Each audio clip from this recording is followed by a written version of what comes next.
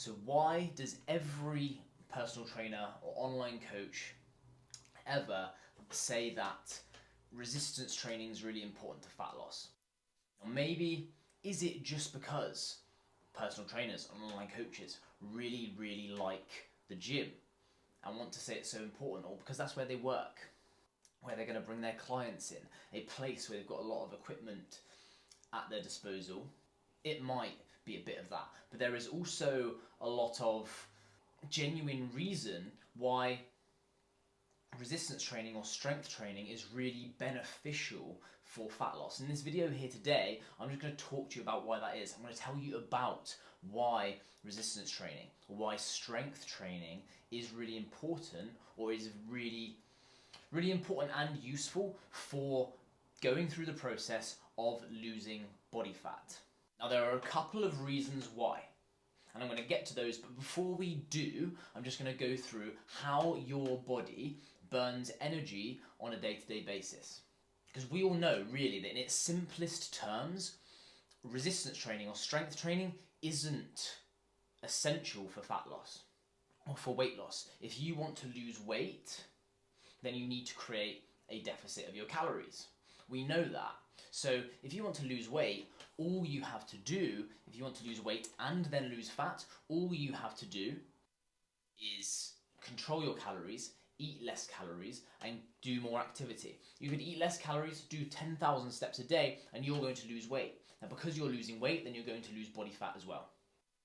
But I still think resistance training or strength training is quite important in the fat loss process if you want it to be really effective. And I'm going to basically here tell you the couple of reasons why. But before we do, I'm just going to show you how your body expends that energy. So we're going to draw how your body expends energy on a day-to-day basis. I'm going to draw it like a pyramid. You can see this in loads of places.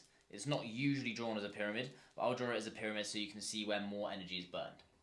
So at the bottom of the pyramid, we've got how your body burns most of your energy on a day-to-day basis.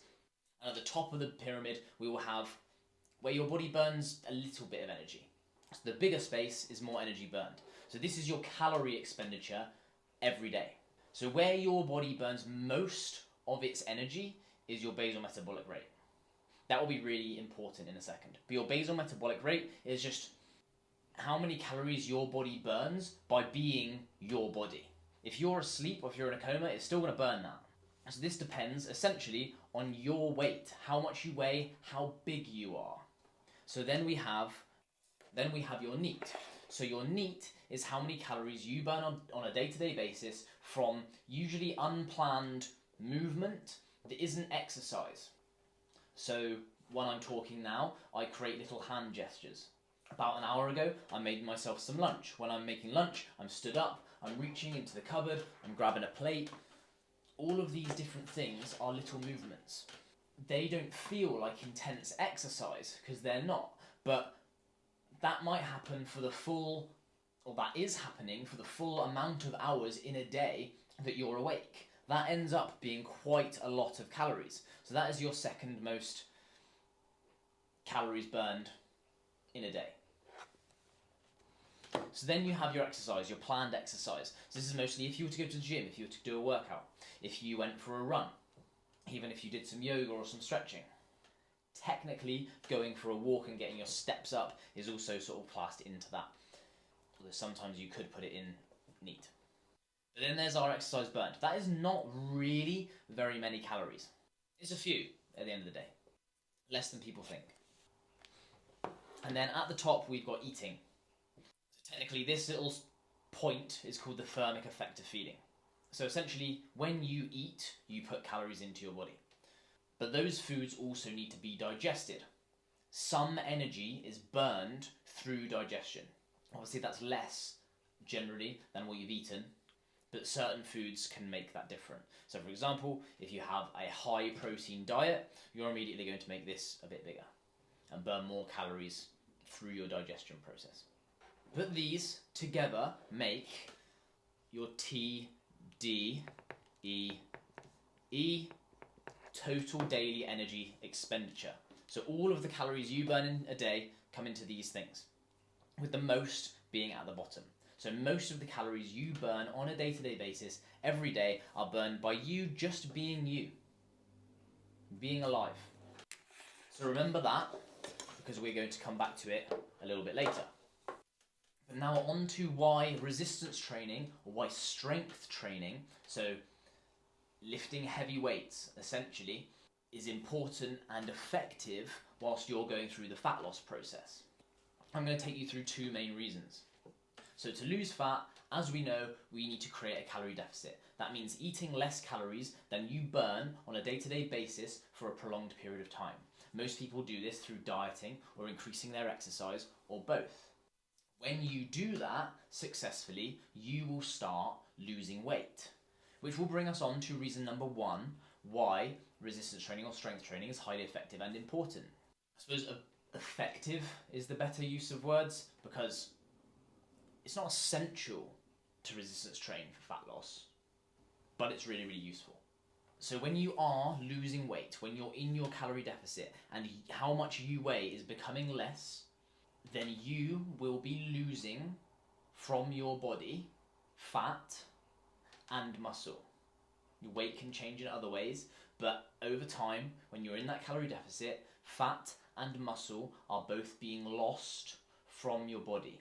Your body is using that tissue as stored energy to burn, to use as fuel, and as a result, you are reducing in size.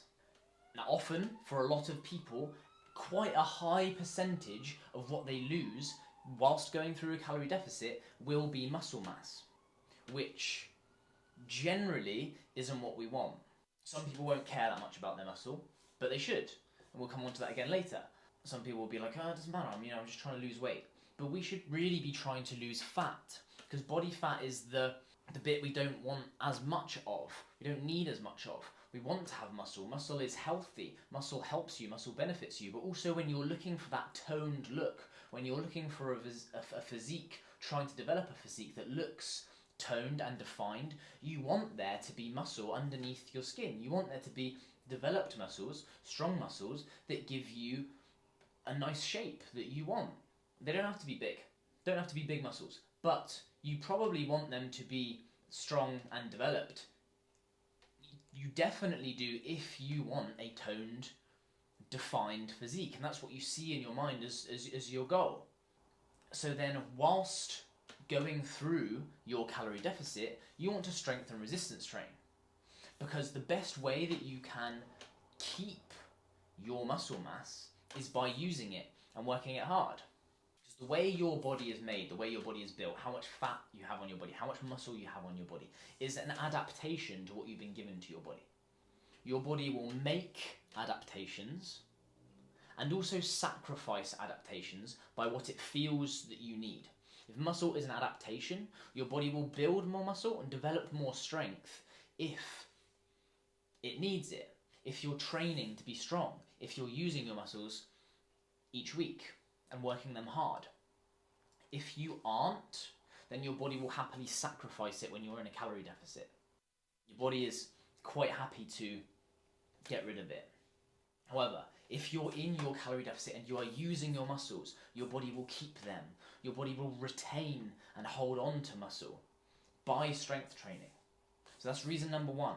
Reason number one why strength training is really useful and beneficial when you are trying to lose fat is that when you're in your calorie deficit, if you are strength training, your body will hold on to the muscle, which means more of what you lose will be fat. You will lose more fat, you will lose less muscle by strength and resistance training, lifting heavy weights in your program whilst in your calorie deficit. Now, reason number two, and this will bring us back to our TDEE, our daily energy expenditure, the calories we burn every day. Your BMR, which if you remember is how many calories your body burns just by being your body, is dictated largely by your weight and how much you weigh as a person, or how big you are, your size. It is also dictated by how much of you is muscle, because muscle moves, it contracts, it works. Fat doesn't. So if you have more muscle mass on your body, your BMR will be higher. So, by having bigger and stronger muscles,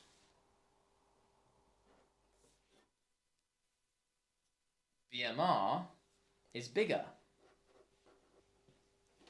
By having stronger and bigger muscles, you burn more calories on a day-to-day basis. Now, if you're trying to lose fat and you're in a calorie deficit, my assumption would probably be that when you achieve your result, when you lose as much weight as you want, when you get the physique that you're looking for, my assumption would be that you want to keep it. Keeping your result is going to be much easier if you don't need to eat a calorie-restricted diet forever. When your basal metabolic rate increases by having bigger and stronger muscles, the amount of calories you can eat on a day-to-day basis without gaining weight back on will be higher. You can eat more calories and not lose your result. That can be hard for some people to understand because they haven't experienced it. When you've personal trained people for years, like me, and you've had clients that you've trained for 6 months, clients that you've trained for a year, but you can see this in as little as 3 months of training with someone. If they build some muscle, if they build strength, the big changes are longer term. But when people do gain muscle, when people are stronger, when people are fitter, you can see the amount of calories they need to fuel that increase. Typical examples are when I've worked with women and they come to me eating about 1,500 calories a day, maybe even less. And then after quite a lot of time, maybe a year, 2 years later, they've got more muscle, they are stronger, but now they're eating 2,000 calories, 2,500 calories. I've worked with quite small people, because bear in mind, this isn't loads of muscle. This is not, these people aren't getting really big. They are the same size sometimes, because they're losing fat and gaining muscle at the same time. So they are the same size, sometimes smaller, because the muscle is more dense than the fat. Some of these people are smaller than when they started training, but they are more defined. They maybe weigh the same, but they are smaller, and their body is burning more calories on a day-to-day basis. So they look more defined, they look more toned, and they eat more. Now then, why resistance and strength training is important is because your other types of training, going for a run, doing cardio, these types of training are burning calories. They are helping you a little bit to lose body weight, but they don't really do this bit as much. They don't really increase your BMR. They don't increase how many calories you burn on a day-to-day basis. So all of those benefits of having stronger muscles, being able to eat more calories, eating more calories in the future and still staying the same weight or even losing weight, being smaller and eating more calories, you don't get those benefits as much if you don't strength and resistance train, because the other types of training don't build muscle. Okay, and you've got other reasons as well. We could add a third reason in why strength training and resistance training are beneficial. This one's not necessarily, this one's more in physique and how we're shaped, but resistance training, strength training will build muscle in the areas you want. You want bigger glutes, you want a rounder bum, you want more defined thighs, you want to taper your thighs and your waist to be thin. Your body puts muscle in those places. So you'll have a more sort of athletic and fit shape when you strength train, right? So strength training generally is a very good and useful style of training. But this, and the two reasons I've just talked about, are the main reasons why, as coaches or as personal trainers, we might kind of as a default get people to use strength training. That's why we might say strength training is better than spin classes or pumped classes or legs, bums and tums for helping you to lose body fat and helping you to keep your result in the long term. Because those things aren't strength training. Those things don't really build your muscle. Strength training, lifting the heavier weights in the gym, does, and causes these adaptations in your body, which gives you those benefits. Okay, so I hope from this video you learnt a thing or two today, and if you're new to this, I hope what you've learnt today can help and benefit you. My name's Brooke. I am a personal trainer and online coach, and yeah, I really hope you enjoyed my video.